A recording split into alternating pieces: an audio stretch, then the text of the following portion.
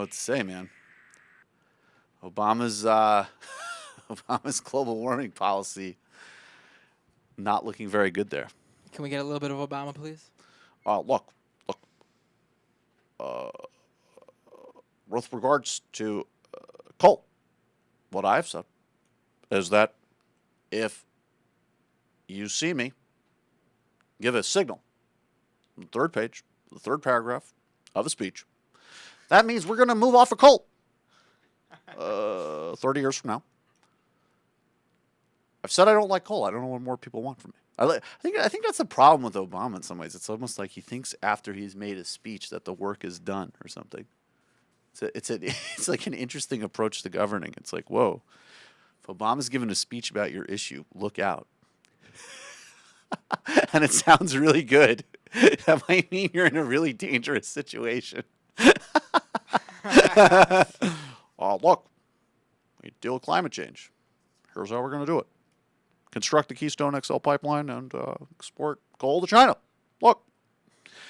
I don't know. I mean, I think that there were aspects of that speech that were positive, and he has done some really great things on wind and solar and other areas, but there's no question, just even on the fracking thing alone. And it's like, I know a friend of mine's brother worked as like a laborer in Idaho in one of these like fracking boom towns.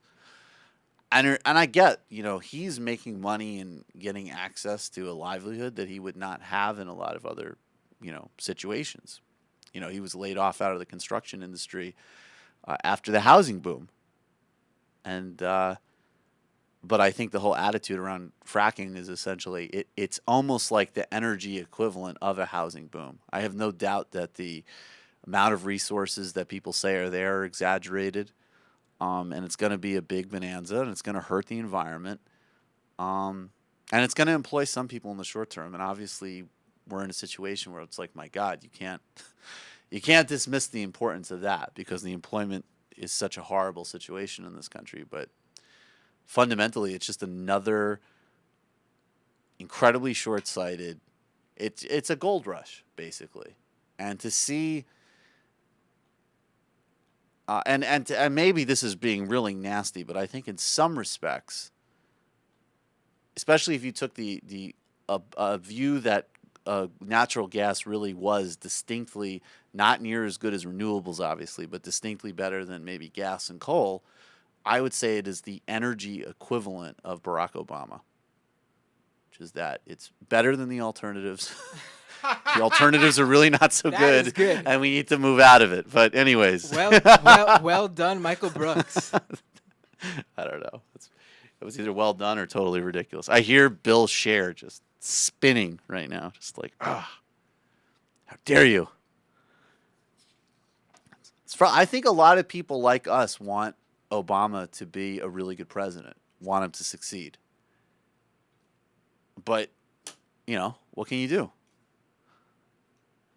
I'm all for, I want to give him as much credit as possible for all the things that he's done well. But at a certain point, like, my God. For me, it's more so like the crap he gets flung at him with these Absolutely. fake right-wing Fox News, Absolutely. Rush Limbaugh type stories.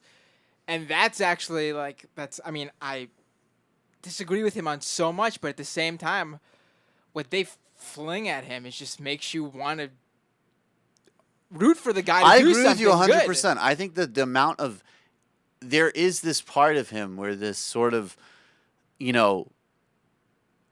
I would say in a lot of ways, basically competent, decent guy who's tried to move the ball forward in some respects, has been the victim of the most disgusting, racist, conspiratorial, vitriolic, insane. All of the worst aspects of American society are channeled at this guy every day, every second. Media, corporate sector. I mean, even Wall Street guys were having, mental breakdowns because Obama, who bailed them out and, was unbelievably easy on them just because he might occasionally use a phrase like fat cats, or just even because it's clear that Obama doesn't think necessarily that they're the most brilliant people on earth all the time.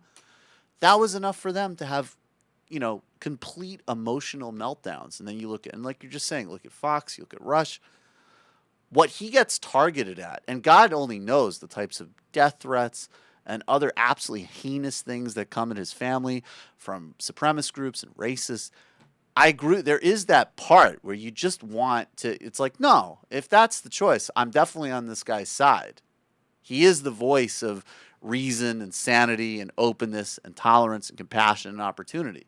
But then at the same time, you got to look at the whole record, and it's just, it's wanting. I mean, I don't know how you can even make that debate at this point. I don't know how you can. I get people making the argument that he's done the best with what he has. Some people out there trying to make the argument that this is this really fundamentally transformative presidency on this broad policy level. I just don't see how he could do it. I don't see it. I mean, you could like the guy for the reasons I said. Absolutely. But still fully admit he's failed in those aspects. Yeah.